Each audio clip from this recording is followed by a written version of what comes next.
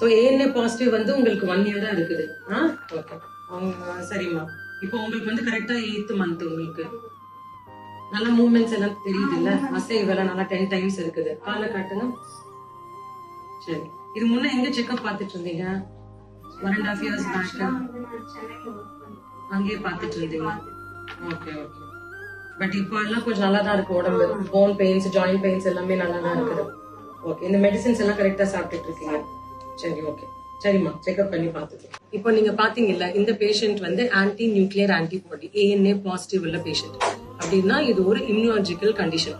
So இவங்கள மாதிரி இமர்ஜிக்கல் கண்டிஷனுக்கு நம்ம கரெக்டான இன்ஜெக்ஷன்ஸ், ட்ரீட்மெண்ட் கொடுத்தா நேர மாசம் வரை போகிற வாய்ப்புகள் இருக்கு. இல்லை அப்படின்னா பிரசவங்கள், அபார்ஷன்ஸ், இந்த மாதிரி காம்ப்ளிகேஷன்ஸ் வரும். ஸோ பை காட்ஸ் கிரேஸ் இவங்களுக்கு இப்போ 8th month அண்ட் இன்னொரு 1 monthல she is going to deliver.